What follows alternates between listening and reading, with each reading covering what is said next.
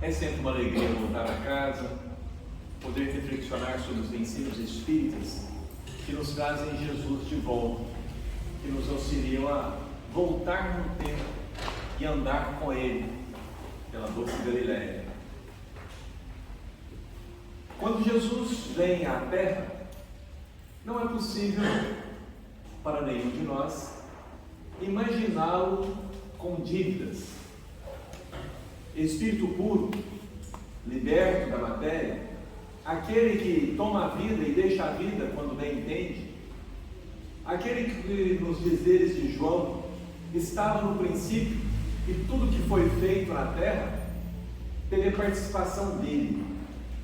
Ele era a luz do mundo e veio para os seus. Ou então, quando ele conversa, o próprio Cristo conversa com Natanael e diz: você verá os anjos descerem e subirem,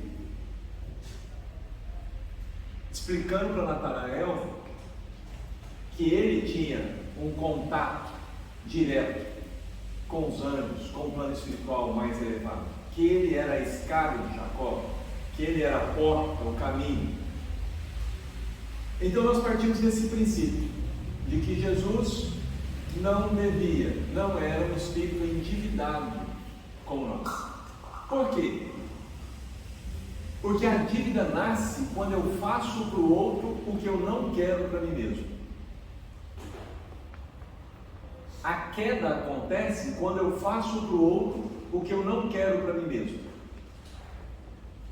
Quando eu ajo dessa forma, eu vou ter que passar por aquilo que eu fiz ao outro, para descobrir que aquilo não é bom.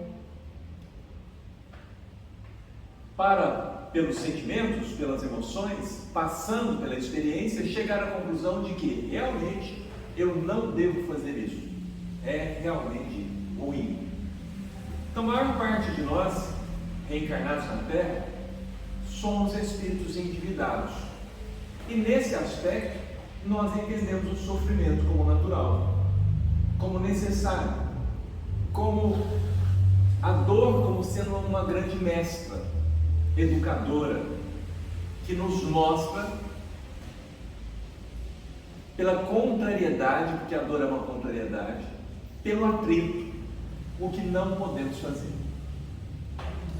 Ok, mas o fato é que Jesus sofre.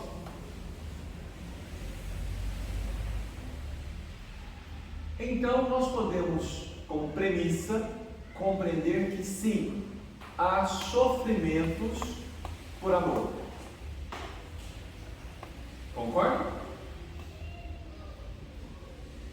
Não é muito difícil entender isso, mesmo para nós espíritos atrasados. Mesmo nós não tendo o amor puro, sem mácula, aquele amor crístico, nós já temos alguns ensaios desse sentimento. Nós já sentimos um carinho, uma amorosidade, um zelo por algumas pessoas, às vezes por alguns animais, às vezes por algumas plantas. Nós estamos num processo de expansão desse sentimento bom. E uma vez que a gente o tenha, pode ser que alguns dos nossos sofrimentos não sejam expiatórios. Pode ser que alguns dos nossos sofrimentos não sejam provacionais. Certamente, alguns de nossos sofrimentos são por amor. Nós já vimos, e todos vocês conhecem, centenas de mães que sofrem por amor. E aqui eu não estou dizendo o amor, o sofrimento da separação, daquele sentimento de posse. Eu estou dizendo desse sentimento. Eu estou dizendo daquele levantar de madrugada para poder fazer a comida para a criança, cuidar dela, deixar de comer para que o outro coma. Pequenos gestos na vida diária que se prolongam vidas e vidas. Citei as mães por ser mais fácil de compreender, por ter mais exemplos. Mas isso se dá também com filhos para com pais para com filhos. Isso se dá independente do sexo, independente da idade. O amor nos leva a sermos capazes de nos sacrificar. Sacrifício. Todos nós conhecemos o significado da palavra. Na maior parte das vezes, nós nos sacrificamos por nós mesmos, egoisticamente. Mas, na medida em que os nossos sentimentos se desenvolvem, e que, por exemplo, nós construímos uma família, nós começamos um exercício de sacrifício pelo outro. Pelo outro. O sacrifício, esse que eu estou dizendo por amor, ele é reconhecido por ser pelo outro. O amor é reconhecido por beneficiar o outro, sem uma expectativa de recompensa, sem um retorno. No caso das mães, como eu citava, quando ela está amamentando, ou mesmo a gravidez, o simples fato da gravidez, porque quem gosta de ficar pesado, de não conseguir dormir direito, vida não dá na cama, já começa ali. Não há nenhuma perspectiva de recompensa. É difícil. Nós temos pouquíssimas histórias de mães que engravidaram em benefício próprio. Pouquíssimas histórias. Na maior parte das vezes, o próprio ato da gravidez é um sacrifício em benefício de uma outra pessoa, de um outro alguém. Então nós estamos nesse lugar de que o amor sofre, de que o amor é uma energia capaz de nos fazer sofrer. Ok. Quando eu sofro com revolta, quando eu sofro por egoísmo, por vício, por orgulho, por exemplo, eu quero muito que alguém me ame, mas essa pessoa não me ama. Eu sofro. Alguns de nós pensarão que o que nós estamos falando sobre o amor que tudo sofre é desse sofrimento. Eu amo e não sou amado. O eu não sou amado já diz do nosso egoísmo, que eu não estou sofrendo em benefício do outro, ou porque o outro precisa de alguma coisa que eu estou fazendo por ele. Eu estou sofrendo porque eu queria ele comigo, queria ela comigo, queria essa outra pessoa junto comigo e não a tenho. Então, nós não estamos falando desse sofrimento.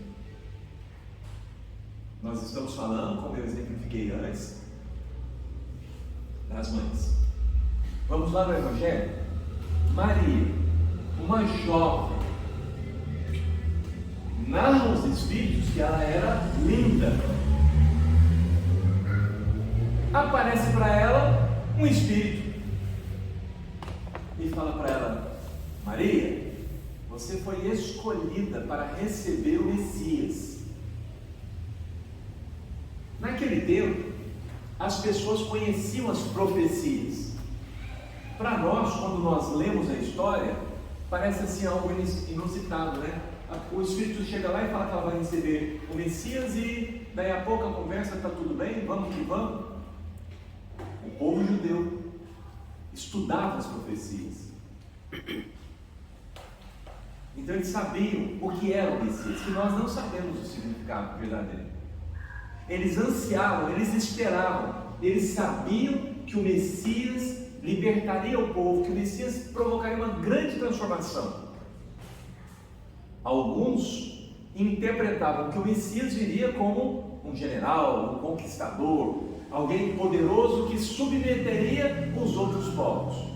Outros, interpretando as profecias de Isaías, compreendiam que ele viria e sofreria. Então tinha essas duas expectativas. E a Maria sabia das duas expectativas. Se a Maria, sendo um espírito pacífico, brando, humilde, como era, recebesse um conquistador, seria um sofrimento.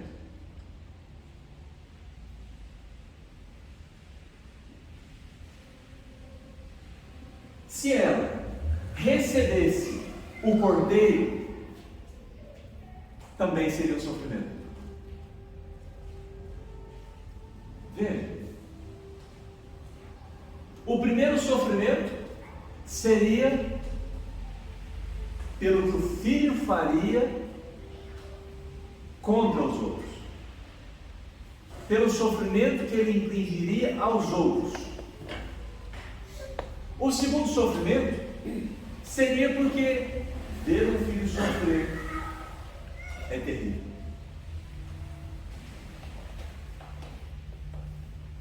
Nós não olhamos para Maria sobre essa perspectiva, nós não percebemos no ato dessa aceitação uma disposição ao sacrifício. Maria, com 16 anos, aquela moça, aquela menina linda, aceita sacrificar a própria vida em benefício do povo. O amor tudo sofre. As tradições antigas, os profetas do Antigo Testamento, trazem mensagens onde Deus quase que chora pelo abandono em que ele se encontra com relação ao seu povo escolhido, a infidelidade do povo. Nós podemos dizer que a base de tudo começa aí, nessa percepção desse amor divino que sofre por nós.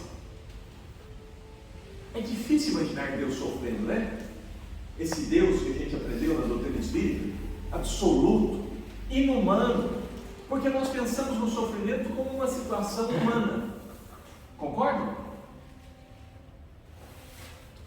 O que a gente pensa do Espírito Superior? A gente pensa que o Espírito Superior sofre? Qual que é a nossa expectativa? Que ao chegarmos à perfeição nós não sofreremos mais. Aí chega um Zé Mané aqui e começa a falar para vocês que o Espírito Superior sofre. Estranho pensar nisso, né? A doutrina espírita abala os nossos conceitos, ele traz luz para tirar-nos da ilusão. No livro Coração do Mundo, Pátria do Evangelho, tem uma cena instigante. Vocês já ouviram falar do anjo Ismael, né? O guia do Brasil, o governador das terras do Cruzeiro. Existe uma narrativa em que o anjo Ismael procura Jesus chorando. Chorando. A primeira vez que eu li, eu pensei assim, que doido. Um anjo chorando?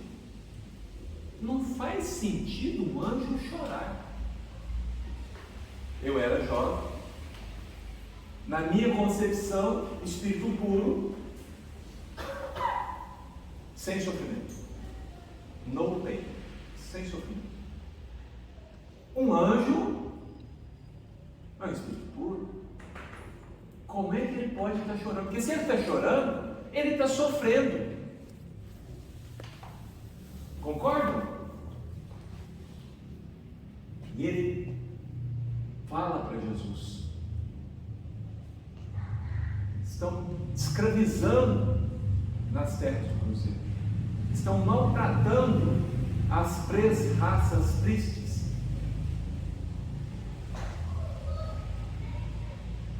Eis aí mais um exemplo do amor, do sacrifício, da dedicação e do sofrimento por amor. Porque ele não sofria por ele ou pelas dificuldades dele. Ele sofria porque compreendia o sofrimento que as pessoas passariam por causa das ações que eles cometeriam no processo de escravidão. Por quê? Ao escravizar, ficava claro que as pessoas estavam fazendo para o outro algo que eles não queriam para si mesmos. Quem, em sã consciência, quer ser escravo? Ninguém consegue responder sim a essa pergunta. A liberdade, para nós no patrimônio, é uma necessidade da alma. Então, vendo essa ação, compreendendo as consequências dessa ação, dói nele, pelo sofrimento que esses espíritos passariam.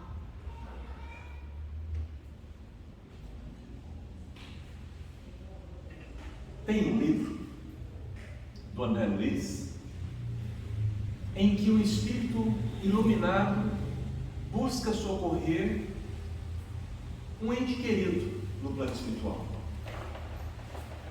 Ela o encontra, ela é bem mais elevada do que ele. Esse espírito está sendo socorrido pela mãe. Ele está deitado no colo da mãe, conversando com ela.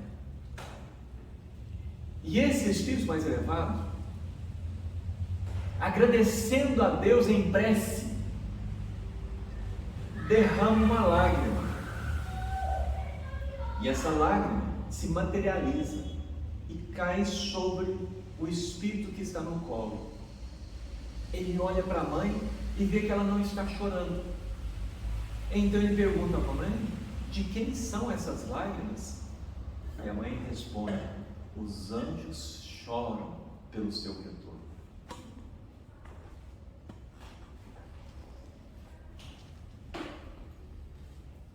A mãe Dona Liz, ele narra para nós, que vive numa cidade bem superior ao nosso lar. E no entanto, ela o visita durante todo o tempo que ele passa em sofrimento no umbral, ela o visita. Ela o visita. Ela vai, ela o procura, ela ora, ela procura inspirar. Quando ela não podia ir, ela pedia para algum companheiro ir no lugar dela. Mas ela não estava só cuidando do André, que estava nessa situação. Ela estava também cuidando do esposo, que estava numa situação pior ainda do que a do André. No livro Ação e Reação, André visita uma instituição nas trevas. E tem lá um espírito que trabalha nessa instituição. E os dizeres dele são assim: eu sou funcionário das trevas. E é uma expressão curiosa, porque ele não trabalha para as trevas. Porque não existe uma entidade chamada treva. Não existe uma organização chamada treva. Ele trabalha naquele local, nomeado por espíritos mais elevados. Ele também, mais elevado do que aquela posição em que ele estava, ele trabalha ali, socorrendo os espíritos. Na terra, ele fora médico, e fora já um médico na terra desses dedicados ao bem. Nós estamos cercados de pessoas que se sacrificam por amor. Eu espero que tenha ficado claro para todos nós que, mesmo atingindo a angelitude, como no caso de Ismael, mesmo atingindo um estado crístico, ainda assim nós sofreremos. Mas é um sofrimento diferente. É um sofrimento diferente.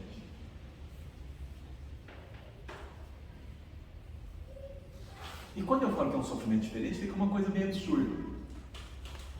Porque dói do mesmo jeito. Talvez doa até mais.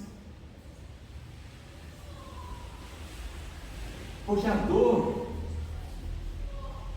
que nasce do amor, ela é uma dor que dói por dentro e parece que dói tudo. A dor de um chuteio aqui na mesa, uma dor de barriga, a maior parte das nossas dores são localizadas. A maior parte das nossas dores são temporárias. Nós dormimos e encontramos um certo alívio, há um momento de folga. Quando nós desencarnamos e não temos mais o corpo para focalizar as dores, a nossa dor ela assume um aspecto meio complicado, e o Kardec vai estudar isso com os espíritos. Porque não tendo corpo, como é que pode estar doendo? Fica a impressão da dor.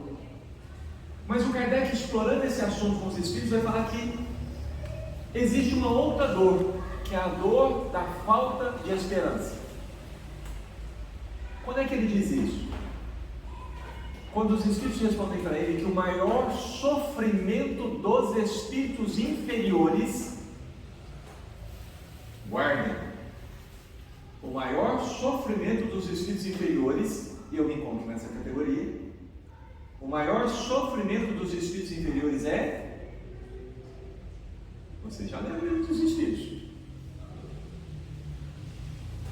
ver a felicidade dos espíritos superiores e não ter esperança de alcançá-lo. Vou repetir. A maior dor do espírito inferior é a inveja.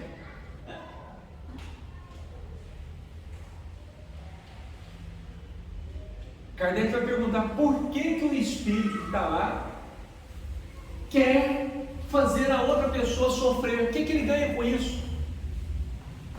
Ganha que ele não quer ver o outro feliz, porque ele não tem esperança de ser feliz. É o estado mais lamentável que nós podemos chegar, a perda da esperança total em nós mesmos. Mas não é o nosso caso. Todos nós aqui temos esperança. Todos nós aqui vemos a felicidade e desejamos ser felizes também.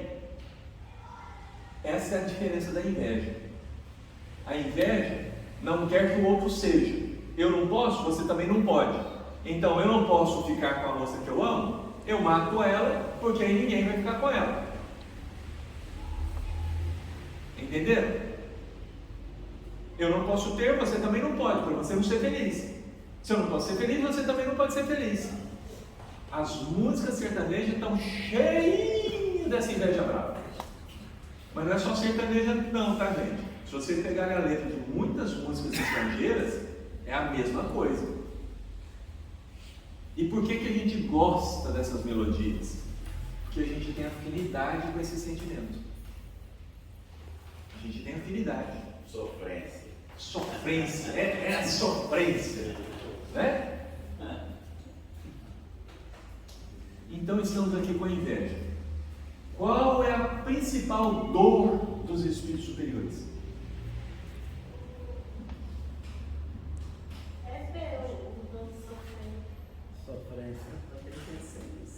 É ver a pessoa indo em direção à contração da dívida. Prestem atenção nisso. O anjo Ismael, quando chora, ele está chorando por quê? Porque já tem escravos. Ele está chorando porque vão fazer a coisa errada.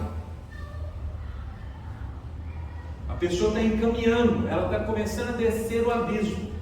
O Emmanuel, ele explica para nós que quando nós estamos descendo a ladeira, a gente está tudo sorrindo. Quando a gente chega no fundo do poço, lembra da história do filho pródigo? Saiu de carro, todo feliz, está com a riqueza do pai, saiu gastando com os amigos, curtindo, aí acabou tudo, os amigos abandonaram, aí custou arrumar um emprego, foi cuidar de porco, estava passando tanta fome que estava com inveja da comida dos porcos. Ah, se alguém me desse essa comida que eles estão comendo. Aí ele lembra, na casa de meu pai, o último dos servos, o menor dos servos, é mais feliz do que eu. Já sei o que eu vou fazer, eu vou voltar para a casa dele. Agora eu estou saindo do fundo do poço. Então, quando nós estamos sofrendo, chorando, derramando as nossas lágrimas, não dói nos espíritos superiores. Quando a gente está sofrendo, a gente já está aprendendo. Dói a teimosia de fazer a coisa errada. Dói quando está ali, ele fala assim, não faça. E a gente, eu vou fazer, não faz, vai dar errado, vai dar ruim.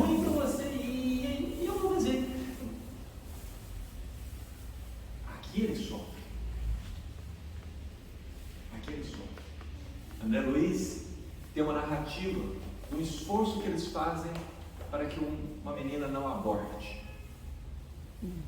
Nossa, mas eles se esforçam.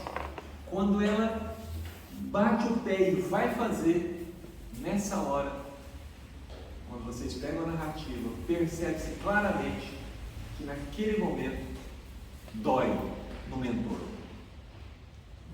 Não tem mais jeito. Agora, só rolando na dor para ela se recuperar. Agora nós temos que esperar o tempo até que ela chegue no ponto de falar: cansei de sofrer. Na casa do meu pai, o menor dos servos é mais feliz do que eu. Até chegar nesse momento. Eles vão deixar de trabalhar? Não. Mas nessa hora é apunhalado. Sabe que hora que dói para o pai da parábola do filho pródigo? Quando o filho pede a riqueza. Porque ele sabe que o filho vai sofrer. Quando o filho mais velho chega e não quer entrar na festa, ele sabe que o filho vai sofrer. A dor do coração amoroso é essa. Jesus na cruz não narra os Espíritos que ele chore, mas nós podemos afirmar que nesse momento ele chorava. Pai, perdoe-os, eles não sabem o que fazem. Até o último momento, Jesus tinha esperança de que aqueles corações não se endividassem mais. Judas, quando ele chega, Jesus o abraça. As palavras do Evangelho são pobres para contar a cena. Porque dá a impressão de que Jesus dá um abracinho nele, dá 3 beijinhos, né? Essa coisa mais pro forma. Por quê? Porque nós não conseguimos entender o amor de Jesus. Nós expressamos a nossa inferioridade nele, então a gente pensa nele agindo como nós agiríamos. E nós precisamos ver o Jesus, o Jesus modelo, o Jesus que não é igual a mim, o Jesus que eu quero ser igual a ele. Eu tenho que parar de reduzi-lo e eu tenho que me projetar em direção a ele. Então Jesus, um espírito amoroso, ele olha para Judas com ternura, ele olha para Judas irradiando o amor dele para tocar aquele coração. Quando ele o abraça e diz: aqui vem amigo, são palavras fortes para despertá-lo. Quando os guardas se aproximam e ele percebe que, apesar de ter falado sobre a mansidão, sobre o amor, os discípulos começam a reagir. Pedro, no impulso, desembainha a espada e ataca um dos guardas. Nesse momento, Jesus sofre. Pedro, não faça isso. Embainha a tua espada. Quem com ferro fere, com ferro será ferido. Você está abrindo as portas para o despenhadeiro, para a dor inútil, porque você não precisa. Essa dor é perda de tempo, porque eu me desviei do caminho e agora eu preciso de passar por essas coisas para eu voltar para o caminho. Então Jesus quase que estende a mão para o Pedro, né? Não cai não, Pedro, apesar de saber que ele cairia, porque ele vai dizer que quando você se reerguer, apacenta as minhas ovelhas. Então Jesus se entrega. Por amor a nós, ele vem para isso. Vim para um sacrifício, e com anseio que esse sacrifício aconteça, diria ele, preparando os discípulos para as dificuldades que eles passariam. Nós tememos muito a dor, mas quem ama não teme a dor, por isso se sacrifica. Quem ama sabe que sim, vai dar trabalho, sim, vou ter que levantar cedo, vou ter que subir montanhas, vou ter que passar pelas águas tempestuosas, vou ter que subir aos lugares ermos, vou ter que ajudar a conviver com os mal cheirosos, com os trevosos, com todas as criaturas, sim.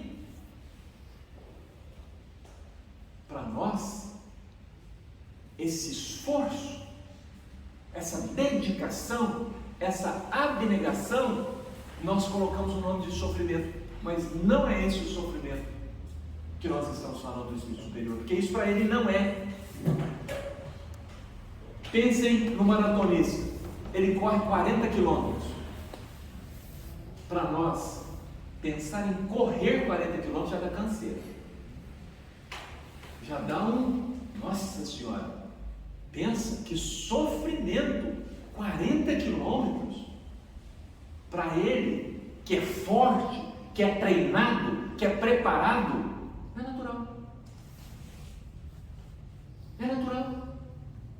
Quem ama trabalhar no campo, levanta às 5h30 da manhã, vai lá tirar leite da vaca, assoviando, cantando feliz. Para quem não ama, nossa, como é que dá conta? Que sofrência, que sofrimento. Nós nomeamos estas coisas de sofrimento, mas estas coisas não são sofrimento. O sofrimento está na perspectiva de quem olha, está na perspectiva das nossas fraquezas. No livro Céu e Inferno, Kardec evoca um espírito. Esse espírito nasceu, sofreu de uma paralisia progressiva, foi levado para o hospital, foi abandonado no hospital, e os médicos e enfermeiros daquele hospital foram cuidando dele. Lá tem uma narrativa que num determinado dia ele chama o médico e pergunta assim para ele: doutor, aquele remedinho que o senhor dá para dor, o senhor podia me dar um? Aí o médico olha para ele e fala assim: mas você já tomou a sua dose. Sabe o que é, doutor? É que hoje está doendo tanto, mas está doendo tanto, que eu não estou conseguindo não gemer. E o meu vizinho aqui, faz 2 dias que ele não dorme, ele conseguiu adormecer, eu não quero acordá-lo.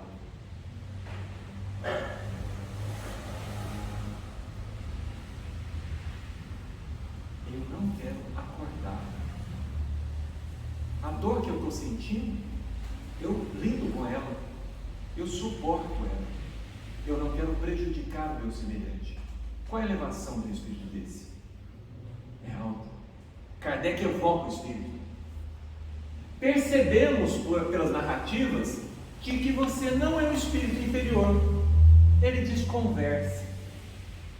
Mas o Kardec vai apertando e pergunta: por que você reencarnou assim? Eu reencarnei assim para servir de exemplo para os médicos e enfermeiros do hospital. Dá para vocês imaginarem isso? Dá para vocês imaginarem esse nível de amor? De nascer com uma doença dolorosa, fisicamente dolorosa, progressiva, que te tira totalmente a liberdade, que te põe totalmente à mercê da caridade dos outros. Não dá, né? Não é uma prova, não é uma missão que nós escolheríamos. Nós ainda não temos um amor desse tamanho. Não temos um amor desse tamanho. Mas nós sabemos que ele existe. Porque dá para imaginar Jesus, a luz do mundo, apagando, diminuindo a sua luz, se fazendo igual a nós, a tal ponto de acharmos que ele é um igual a nós, a tal ponto de o confundi-lo conosco, sabendo inclusive de que nós não receberíamos suas lições naquele momento, de que gastaria centenas de anos, gastaríamos reencarnações e mais reencarnações para que nós cultivássemos aquelas sementes que ele estava colocando em nossos corações. O amor, tudo sofre, porque ele é forte, porque ele não é material. porque Ele se coloca a serviço do outro, porque Ele é um pedaço de Deus que vibra em nós. Deus é amor. Sei que na doutrina espírita nós temos Deus é a razão de tudo, é a causa primária de todas as coisas. Mas nós temos os Espíritos a nos dizer que Deus é amor. E nós que fomos criados à sua imagem e semelhança, trazemos esse germe divino, essa sementeira. Quando eu faço a caridade, é uma manifestação divina em nós. Emmanuel vai dizer que o ato da gravidez é uma intimidade entre a mulher e Deus. Que o que acontece ali é alguma coisa incompreensível, mas que a presença divina ajudando a mulher a co-criar. É para esse lugar que nós vamos. É para esse sentimento que nós estamos nos preparando. É isso que nós cultivamos na doutrina espírita. É cuidar de uma casa espírita sem remuneração. É emprestar as panelas sem esperar troca, sem esperar benefício. É sair de casa num dia de chuva, vir aqui de graça, sem esperar sequer que as palavras sejam lembradas. Existem muitos atos de amor que nós não vemos. Eles estão em toda parte. Mas se nós tivermos a simplicidade, nós veremos. Porque nos dias de Jesus, bem-aventurados os simples, porque verão a Deus. Eu espero que com estas reflexões vocês consigam olhar para as pessoas que cercam suas vidas e perceber que muitas delas estão se sacrificando por vocês. Podem não ser ainda espíritos puros, mas são espíritos em aprendizado do amor. E eu espero que vocês, ao perceberem-nas, percebam a mão divina cuidando de vocês, enviando mensageiros e mais mensageiros para nos amparar, para nos conduzir, para nos socorrer. Enviando pessoas que nascem na terra, se debruçam no laboratório, passam uma vida inteira pesquisando para poder trazer uma vacina, para poder deixar um avião, para poder morrem de câncer devido aos estudos que fez para encontrar o raio-x, a radioatividade. Milhares de missionários. Eu espero que vocês vejam Deus nessas missões, nesses sacrifícios, nessas abnegações, e que olhem para si mesmo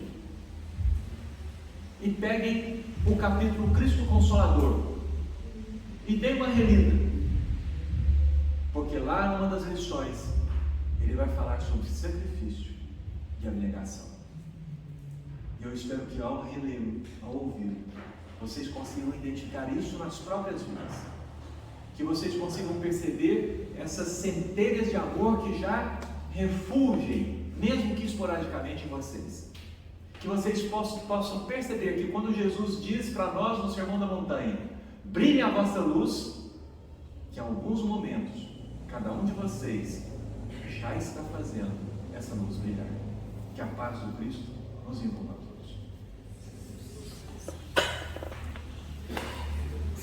De fato, Meus amigos, a internet chegou de volta. Nós vamos fazer a prece de encerramento. Senhor,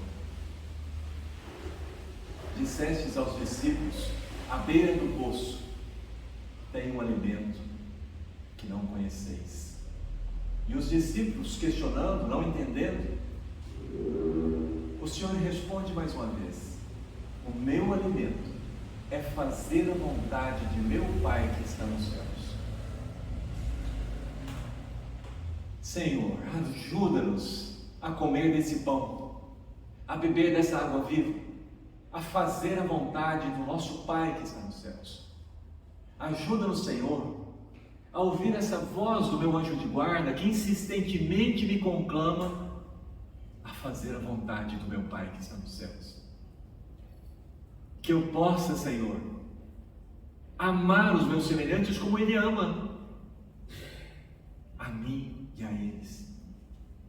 Que eu possa, Senhor, me sacrificar por eles, como Ele se sacrifica por nós e envia mensageiros e mais mensageiros que também se sacrificam por nós. Senhor, mantém no trabalho, que as minhas palavras sejam de caridade, que os meus pensamentos sejam de perdão, que os meus gestos sejam de amor. Senhor, que eu consiga, ao longo dessas vidas, chegar no ponto de Maria, para poder tranquilamente, quando for convidado a servir e amar a humanidade, dizer como ela: faça-se no Senhor a vontade de seu Senhor. Que assim seja.